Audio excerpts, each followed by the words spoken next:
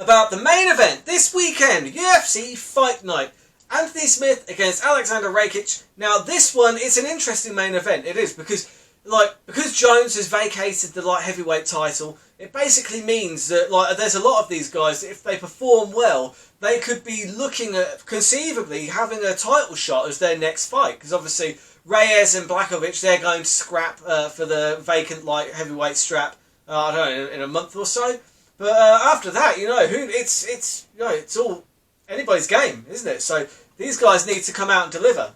Now, this one, it's an interesting enough fight. I think, to be fair, the bookies might be overestimating Rakic here, because Rakic is a 1.36 favourite in this one. Here are the odds, okay? So Rakic to win, 1.36. You've got Rakic by knockout TKO, 2-1, right? Submission, 26, because he doesn't really go for that many submissions. Decision, 3.25.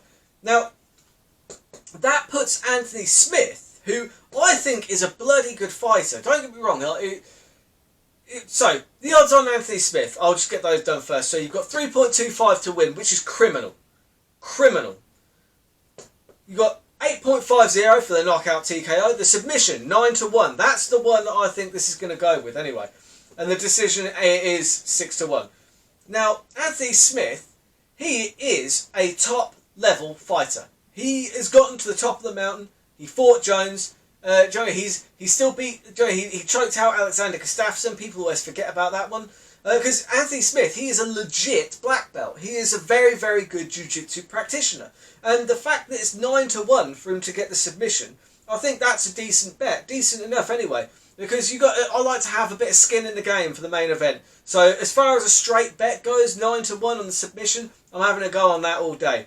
But going back to just the straight odds on them to win and lose, to have Anthony Smith, a fighter of his calibre, as a 3.25 underdog in this fight is quite frankly criminal. Because his opponent, let's be fair, right, Rakic, he's bloody good, right? I'm not saying that he isn't, but his biggest claims to fame so far are knocking out Jimmy Manawa and losing to Volkan Oezdemir. So what? So how does that make him such a heavy favourite? I don't get it. Don't get me wrong. The knockout of Jimmy Manawa was bloody impressive. Now, that's what I'm going to say. I love Jimmy Manawa, right? I'm not going to say anything about that to try and disrespect him, because Jimmy Manawa is a hell of a striker. So to do that to him is pretty incredible. Plus, I've ran into Jimmy Manawa a few times in at various Bellator events, and he's a bloody big bloke. So on the off chance that he sees this and then sees me, I ain't going to say shit. I'm just kidding. He's a joke. But look, yes, Jimmy Manawa is a stand-up fighter, great kickboxer. So to knock him out with a head kick like that, legitimately, that is impressive. But he then goes on to lose to Volkan Oezdemir. A lot of people said that it was a bad judge's decision. Whatever. Doesn't matter. He still lost. He lost to Oezdemir, right? So that's his biggest claim to fame so far. And you look at the guys that Anthony Smith has not only fought against but put away. The fact that he choked out Gustafsson, and Anthony Smith, he's just a very good competitor. Now against Teixeira, he did get kind of broken a bit. However, I think that was more to do with the coaches when they were constant, because there's no crowd. So literally, he was reacting to everything his coaches were saying, which meant he was doing way too much, and he looked like he gassed out to me, and he lost concentration, and he paid the price. I don't think he's going to make that mistake twice. Maybe I'm wrong, but I just don't see that. I thought Smith would be a favourite in this fight, because Smith he's fought by far the better competitors. They're a similar size. They're both decent enough strikers, but on the ground, Anthony Smith has a huge advantage. Forget about it. He just does. He absolutely has an advantage if and when this goes to the ground, because on every interview I've heard with Anthony Smith, he's basically alluded to the fact, look, when it comes to it, I'm going to just look for an opportunity to get this to the ground, because then I'm going to find a choke. I'm going to get him. Do you know what I mean? And again, to go back to the 9-1 on the submission, I think that is madness. So yeah, I am taking 9-1 on the submission for Alex Smith all day. And now I'll just do a quick breakdown of the rest of my bets. You have got 3 distinct categories of bet. The smart bet, the medium bet, and the terrible bet. Right?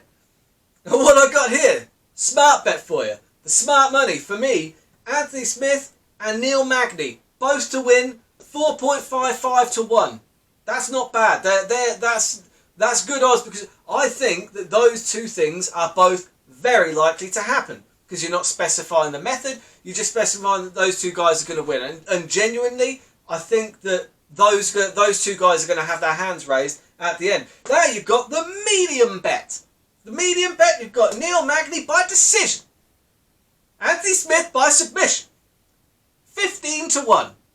That's a pretty medium to terrible bet, because you're specifying 2 different methods of victory there, which is really limiting your scope for being able to walk away with any money at the end of the day. Do you know what I mean? That's why gambling is always terrible. It's a mug's game. But where it's most terrible is in my terrible bet category, which you will find me betting on Neil Magny by decision, Anthony Smith by submission, and Ion Cutelaba by knockout. He was the chap that they had the fight before, but it's the rematch, and he got kind of like wobbled and dead. Either way, Ion Cutelaba, he's a big underdog in that fight, but he's the Hulk. He's the Brazilian Hulk. He's got a puncher's chance. Do you know what I mean? And these two really don't like each other, so they might get reckless, and he might end up with the knockout. So I've gone for the knockout there as well. 65 to 1 for all those things to come off. That is ridiculous. Yeah, and it's a terrible bet.